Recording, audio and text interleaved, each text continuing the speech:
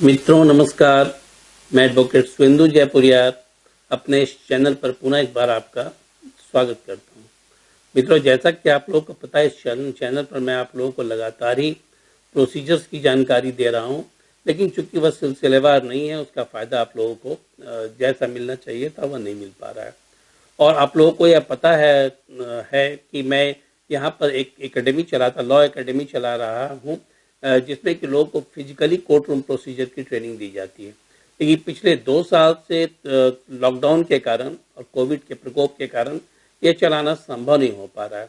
इसलिए लगातार ही आप लोगों का डिमांड आ रहा था कि आप मैं इसे वर्चुअल मोड में चलाऊं। तो आप लोगों के डिमांड को देखते हुए मैंने इसे वर्चुअल मोड में करने का फैसला किया है। इसके लिए थोड़ी तैयारी मुझे करनी पड़ी। मैंने इसके लिए टीपमिंच ऐप को अपने सिस्टम पर अपलोड करवाया और आप लोगों के लिए आप लोगों की सुविधा के लिए आप लोगों को एक यह टीचमेंट ऐप का पासवर्ड दिया जाएगा, एक लिंक दिया जाएगा, जिसके आधार पर आप हमारे वर्चुअल क्लास को अटेंड कर सकते हैं। ये लाइव क्लासेस होगा। तो मित्रों मैं आप लोगों को यह बता दूं कि मैं जो एकेडमी यहाँ पर चला रहा हूँ, उसमें सैकड़ों लॉयर लाभान्वित हुए हैं अभी तक। यह कोर्स जो है उनके लिए है जो प्रैक्टिस करना चाहते हैं, जो नए लॉयर हैं, जो कोर्ट में प्रैक्टिस करना चाहते हैं। इसके द्वारा लोगों को सारे प्रोसीजर्स की जानकारी दी जाती है, जिस कोर्स की चर्चा मैं कंटेंट की चर्चा मैं थोड़ी आगे करूंगा। तो जो कोर्स की जानकारी दी जाती है, उसके बाद वह इतने सक्षम हो जाते हैं कि वह बिना किसी सीनियर के सहायता के कोर्ट में प्रैक्टिस कर सकते हैं। और वह उसमें उन्हें बहुत ही ज़्यादा आवश्यकता नहीं, डिपेंडेंस उनका बहुत सीनियर्स के ऊपर नहीं रहता है। मैं यह तो नहीं कह सकता कि सीनियर की ज़रूरत पड़ती ही नहीं है, क्योंकि सीनियर का जो अनुभव है वो अपनी जगह पर है, उसका फ़ायदा तो लोगों को लेना ही चाहिए। लेकिन यदि आप तुरंत ही जाकर प्रैक्टिस शुरू करना चाहते हैं, तुरंत अपनी कुछ कमाई करना चाहते हैं, अर्निंग करना चाहते हैं, तो उसके लिए बेहतर है कि आप सारे प्रोसीजर्स को जान लें। उन सारे प्रोसीजर्स की जानकारी मैं आप लोगों को देता रहा हूँ और वो अभी वर्चुअल करने जा रहा हूँ। आपको यह भी बता दूं कि हमारे यहाँ से जो लोग लॉयर्स, नए लॉयर्स ट्रेनिंग लेकर निकले हैं, वह विभिन्न राज्यों में, जिसमें कि झारखंड में, बिहार में, यूपी में, छत्तीसगढ़ में, मध्य प्रदेश में वह विभिन्न जिलों में प्रैक्टिस कर रहे हैं और प्रैक्टिस कर कर अपना अच्छा खासा अपना उपार्जन कर रहे हैं, अपना अच्छी खासी कमाई कर रहे हैं। और वो आपको यह भी जानकर खुशी हो कि वह बिना किसी सीनियर के सहायता के सारे केस को वह खुद ही लड़ रहे हैं। उन्हें जब दिक्कत होती है तो वह मुझसे बात करते हैं, मुझे ईमेल करते हैं कि कैसे आर्गूमेंट करना है, कैसे एविडेंस को एड्यूस करना है। इन सारी चीज़ों की जानकारी उनको ईमेल के द्वारा अभी भी दी जाती है। तो मित्रों, मैं सबसे पहले आप लोगों को यह बतला दूं कि आप घर बैठे टीचमेंट ऐप के द्वारा आराम से हमारे क्लासेस को लाइव अटेंड कर सकते हैं। इस क्लासेस को मैंने 1 अक्टूबर से चलाने का निर्णय लिया है और 1 अक्टूबर से लेकर यह 45 दिनों का कोर्स होगा। 45 दिनों के कोर्स के दौरान आप लोगों को जो जो चीज़ें बतलाई जाएगी वो आप लोगों के लिए इतनी सफिशियंट होगी कि वो आप आराम से जाकर अपनी क्रिमिनल कोर्ट में प्रैक्टिस कर सकते हैं। मैं आपको एक बात और भी स्पष्ट कर दूं कि मैं यहाँ पर क्रिमिनल कोर्ट प्रोसीजर्स की बात कर रहा हूँ, मैं यहाँ पर सिविल की बात नहीं कर रहा हूँ। उसके लिए मैं अलग से एक दूसरा कोर्स को लॉन्च करूँगा। दूसरे कोर्स के द्वारा आप लोगों को समझाया जाएगा। इन जो क्रिमिनल के क्षेत्र में प्रैक्टिस करना चाहते हैं, क्रिमिनल लिटिगेशन के क्षेत्र में प्रैक्टिस करना चाहते हैं, उनके लिए ये काफ़ी इम्पोर्टेंट होगा। इसमें देखिए, मैं आप लोगों को पहले एक चीज़ बतला दूं कि सबसे पहले तो आप लोगों को यह बतलाया जाएगा कि कोर्ट में इंटर करने के पहले या फिर प्रैक्टिस शुरू करने के पहले आपको पढ़ना क्या क्या है। तो वह उन सारी चीज़ों की जानकारी सबसे पहले आपको दी जाएगी और उसके जो इम्पोर्टेंट प्रोविजंस हैं उसकी जानकारी आप लोगों को दी जाएगी। ऐसे तो आप लोग पढ़कर आए हुए हैं कॉलेज से, लेकिन आपको पता है कि कॉलेज से आप पढ़कर आने के बाद और कोर्ट में प्रैक्टिस करने के दौरान बहुत गैप होता है। इस सारे यह जो गैप होता है वह प्रोसेस का गैप होता है। आपको नॉलेज तो काफ़ी सारा होता है, लेकिन होता क्या है कि आप प्रोसेस की जानकारी आपको होती नहीं है, जिसके चलते आपको लोगों का सहारा लेना पड़ता है, सीनियर्स का सहारा लेना पड़ता है और कभी कभी तो कोर्ट के ऑफिसर्स का सहारा लेना पड़ता है प्रोसीजर्स को जानने के लिए। और इस क्रम में आपका 3 से 4 साल महत्वपूर्ण 3 से 4 साल निकल जाता है। तो हमने इस 3 से 4 साल को बचाने का प्रयास किया है। ये 3 से 4 साल जब आप बिता देते हैं तो ऐसी स्थिति में आपको फ्रस्ट्रेशन होने लगता है कि पढ़ने के बाद भी 4 साल तक आपकी कमाई नहीं हो पा रही है। तो इन 4 सालों के गैप को हमने कम करने का प्रयास किया है और 1.5 महीने के दौरान आपके इन सारे प्रोसीजर्स को की जानकारी आप लोगों को देने की कोशिश मैं करूंगा। ऐसे जो यहाँ फिजिकल कोर्ट हो रहा था उसमें मैं 1 महीने का ही कोर्स चलाता था, लेकिन वर्चुअल कोर्ट में वर्चुअल क्लासेस में मैं आप लोगों को 45 दिन का ये कोर्स इंट्रोड्यूस कर रहा हूँ। तो मित्रों, मैं सबसे पहले आप लोगों को बतला दूं कि जब आप पढ़कर निकलते हैं तो आपको प्रोसीजर्स की जानकारी नहीं होती है। तो प्रोसीजर्स की प्रक्रिया कहाँ से शुरू होती है, कैसे स्टार्ट होता है, क्या क्या है, इन सारी चीज़ों की जानकारी मैं यहाँ दूंगा। तो मैं आपको ये बतला दूं कि कोई भी केसेस की स्टार्ट होती है वो किसी क्राइम से। जब जो भी क्रिमिनल केस होता है उसकी स्टार्ट क्राइम से होती है और क्राइम के बाद आता है पार्ट एफआईआर का, और एफआईआर के बाद आता है इन्वेस्टिगेशन का पार्ट, फिर डायरी राइटिंग का पार्ट आता है और फिर उसके बाद चार्जशीट सबमिट करने का पार्ट आता है। यह सारी प्रक्रिया जो है वह कोर्ट रूम के पहले की है। यह सारी प्रक्रिया ये थ्री पार्ट्स है प्रोसीजर की। यह प्री लिटिगेशन का पार्ट है। तो प्री लिटिगेशन का पार्ट भी उतना ही इम्पोर्टेंट है। यदि आप ये सोचते होंगे सब कोर्ट रूम में जाकर हमको प्रैक्टिस कर लेनी है, कोर्ट में बहस कर लेना है, तो वह सफिशिएंट नहीं होता है। तो आपको इन सारी चीज़ों को भी जानना है कि प्री लिटिगेशन का जो प्रोसेस है वह क्या है। जैसे मैं आपको एक एग्जाम्पल देता हूँ कि किसी व्यक्ति ने किसी को धमकी दी, तो धमकी देने से या फिर इस बात का क्या आशंका है कि वो उसको जान मार सकता है या फिर उसके साथ कोई क्राइम कर सकता है। आशंका है, लेकिन उसने उसके साथ कोई क्राइम नहीं किया है। तो ऐसी स्थिति में क्या आप एफआईआर लॉन्च कर सकते हैं? आप एफआईआर लॉन्च तो नहीं कर सकते। तब कौन सी प्रक्रिया अपनाई जाएगी? जैसे मैं आपको छोटी सी बात इस प्रक्रिया की बता दूं कि यहाँ पर आपको तुरंत इन्फॉर्मेटिव पिटीशन फाइल करना होगा। तो इन्फॉर्मेटिव पिटीशन क्या होता है, इन्फॉर्मेटिव पिटीशन की प्रक्रिया क्या है, यह भी आपको जानना जरूरी है। तो सबसे पहले तो शुरू कहाँ से होता है, और प्री लिटिगेशन से होता है। अभी केस लड़ने की बात ही नहीं आई है। अब है कि एफआईआर कहीं पर हो गया या फिर आपके किसी व्यक्ति के साथ जो आपका क्लाइंट है या क्लाइंट बनने वाला है उसके साथ कोई घटना घट गई, तब आपको एफआईआर लॉन्च करना है। तो एफआईआर की ड्राफ्टिंग कैसे होगी, एफआईआर कैसे फाइल होगा, पुलिस यदि एफआईआर नहीं लेती है तब आप क्या करेंगे, इन सारी प्रक्रियाओं को आपको जानना होगा। और क्या पुलिस यदि मान लीजिए एफआईआर ले लेती है, वो कॉग्निजेबल केस बनेगा, नॉन कॉग्निजेबल केस बनेगा, तो आपको cognizable case, non cognizable case की भी जानकारी होनी चाहिए, उसकी प्रक्रिया की भी जानकारी होनी चाहिए। कॉग्निजेबल केस में पुलिस क्या करेगी, उसकी प्रक्रिया क्या है। यदि आपके किसी क्लाइंट को मान लीजिए पुलिस ने गिरफ्तार कर लिया और वो कॉग्निजेबल ऑफेंस था ही नहीं, नॉन कॉग्निजेबल ऑफेंस था, तब उस प्रक्रिया के तहत उसे छुड़ाया कैसे जाएगा। तो इन सारी चीजों की जानकारी आप लोगों को दी जाएगी। प्री लिटिगेशन प्रोसेस जो है, तो वह भी एक प्री लिटिगेशन प्रोसेस की जानकारी आपको होनी चाहिए।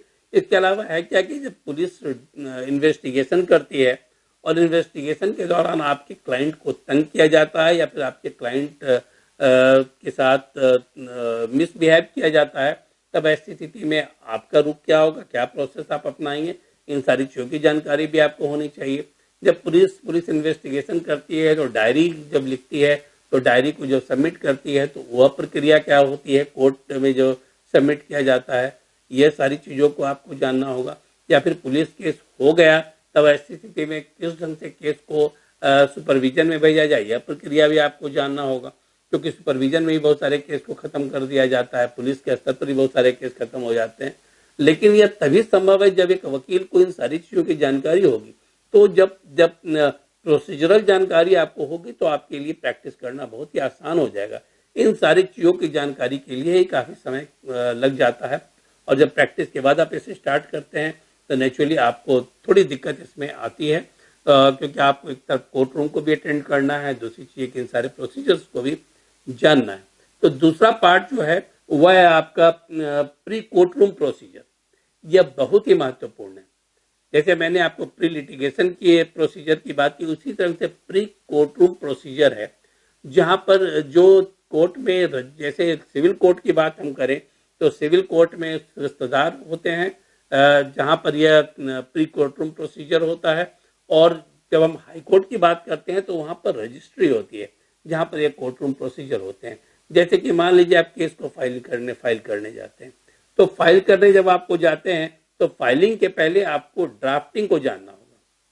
यह कोर्ट रूम प्रोसीजर का पार्ट नहीं है, यह प्री कोर्ट रूम प्रोसीजर का पार्ट है। तो आपको ड्राफ्टिंग में सिखाऊंगा कैसे आप केस को ड्राफ्ट करें। दूसरी चीज है कि ड्राफ्टिंग के बाद आपको फाइलिंग की प्रक्रिया आती है। तो सिविल कोर्ट में फाइलिंग की प्रक्रिया क्या है, हाई कोर्ट में फाइलिंग की प्रक्रिया क्या है, इसकी जानकारी मैं आप लोगों को दूंगा। फाइलिंग के बाद आता है कि डिफेक्ट जब लग जाता है तो डिफेक्ट रिमूव कैसे करेंगे, तो डिफेक्ट रिमूवल की प्रक्रिया की भी जानकारी आप लोगों को दी जाएगी। अब डिफेक्ट भी रिमूव हो गया, सारा कुछ हो गया, केस नहीं लग रहा है, तब ऐसी स्थिति में आप क्या करेंगे, क्या कहीं पर फाइल में कहीं त्रुटि रह गई है, तब आपको इंस्पेक्शन में जाना होता है। तो वह उन सारी चीजों की जानकारी भी आपको दी जाएगी। इसके अलावा फिर तब आप केस को जब फाइलिंग के बाद जब आप डिफेक्ट रिमूव कर लेते हैं, सारा इंस्पेक्शन हो जाता है, तब ऐसी स्थिति में आती है लिस्टिंग की प्रक्रिया। लेकिन लिस्टिंग के पहले मैं आपको एक बात और भी बता दूं कि जो फाइलिंग की प्रक्रिया उसमें एफिडेविट और काउंटर एफिडेविट की भी बहुत बड़ी भूमिका होती है। कोर्ट में एफिडेविट भी करना पड़ता है, और यदि कहीं पर गड़बड़ी हो गई है फाइलिंग में तो काउंटर एफिडेविट के द्वारा उसको रेक्टिफाई भी करना पड़ता है। इन सारी चीजों की भी जानकारी आप लोगों को दी जाएगी। इसके बाद जब यह हो जाता है तो कोर्ट में लिस्टिंग होती है इसकी। यह कोर्ट रूम प्रोसीजर के पहले की प्रक्रिया है। तो लिस्टिंग में जो लिस्टिंग का जो कोनोटेशन दिया जाता है वो आपको जानना जरूरी है कि जैसे मान लीजिए कि WPCR लगा हुआ है, तो हाई कोर्ट की बात मैं कर रहा हूँ, तो इसका मतलब है कि वो रिट लगा हुआ है, वो क्रिमिनल रिट है। तो इन सारी चीज़ों को जानना आपको, उसमें किस कोर्ट में लगा हुआ है, कितने नंबर पर लगा हुआ है, इन सारी चीज़ों को आप यदि पहले से जान लेते हैं तो आप सीधे कोर्ट रूम में जाकर प्रैक्टिस कर सकते हैं। अब इसके बाद ये प्रक्रिया आती है आपके कोर्ट रूम प्रोसीजर की। तो कोर्ट रूम प्रोसीजर जो है सबसे पहले स्टार्ट किस चीज़ से होता है। जैसे मान लीजिए किसी व्यक्ति को गिरफ्तार कर लिया गया, तो आप यदि हाई कोर्ट में आते हैं सीधे, तो आप ठीक है FIR की क्वेश्चन की बात कर सकते हैं। गिरफ्तारी के पहले की बात मैं कर रहा हूँ। FIR हो गया तो आप FIR की क्वेश्चन के लिए आ सकते हैं हाई कोर्ट में, तो वह प्रक्रिया की भी जानकारी आप लोगों को दी जाएगी। लेकिन जब आप गिरफ्तार कर लिया जाता है किसी व्यक्ति को, तब ऐसी स्थिति में बेल की प्रक्रिया शुरू होती है। लेकिन जब तक गिरफ्तार नहीं किया जाता है, ठीक है, वहां पर चीजें आ गई सामने, कोर्ट के पास चला गया FIR के बाद, और कोर्ट ने वारंट इशू कर दिया या फिर समन केस है तो समन इशू कर दिया, तब ऐसी स्थिति में आपको एंटीसिपेटरी बेल लेना पड़ेगा। तो एंटीसिपेटरी बेल की प्रक्रिया, यदि गिरफ्तार हो गए तो बेल की प्रक्रिया क्या है, कैसे बेल की ड्राफ्टिंग होगी, कैसे एंटीसिपेटरी बेल की ड्राफ्टिंग होगी, कैसे वहां पर एविडेंस को सही तरीके से पुट किया जाएगा, इन सारी चीज़ों की जानकारी भी आप लोगों को दी जाएगी। बेल हो जाता है तो बेल बॉन्ड कैसे भरा जाता है, बेल बॉन्ड क्या है, इन सारी चीज़ों की जानकारी भी आप लोगों को दी जाएगी। इसके बाद अब आता है, जैसे मान लीजिए FIR को किनारे कर दीजिए। FIR के थ्रू जो केस होते हैं वो तो डिफरेंट होते हैं, जो कि जिसमें कि कहा जाता है कि वह इन्फॉर्मेंट है जिसने केस किया है। दूसरा एक कंप्लेन केस भी होता है, जिसके कि हम कंप्लेनेंट के नाम से जानते हैं। कंप्लेन केस सीधे कोर्ट में होता है। यदि थाना में कोई केस नहीं लिया गया है तो ऐसी स्थिति में आप कोर्ट में केस कर सकते हैं। इसकी प्रक्रिया क्या है, इसकी जानकारी आप लोगों को दी जाएगी। इसके अलावा जब वह उसके वहाँ पर किस ढंग से एविडेंस को एड्यूस किया जाता है, जब केस हो जाता है तो इसकी जानकारी दी जाएगी। कैसे समन इशू होता है, कैसे वारंट इशू होता है, कैसे समरी ट्रायल होता है, आपको क्या करना है, क्या प्रक्रिया को अपनाना है जिससे कि आप केस को जीत सकते हैं, इन सारी चीज़ों की जानकारी भी आप लोगों को दी जाएगी। इसके अलावा फिर आता है चार्ज, जब कोर्ट करता है तब ऐसी स्थिति में क्या प्रक्रिया होती है। जब वो आप देखेंगे डिस्चार्ज पिटीशन, उसके बाद डिस्चार्ज की प्रक्रिया आप अपना सकते हैं, लेकिन वो चार्ज के पहले की बात है। डिस्चार्ज की प्रक्रिया अपना सकते हैं। डिस्चार्ज पिटीशन कैसे फाइल होता है जिससे केस को खत्म किया जा सके। डिस्चार्ज पिटीशन यदि मान लीजिए खारिज हो गया, तब ऐसी स्थिति में क्रिमिनल रिवीजन में आप कैसे जा सकते हैं।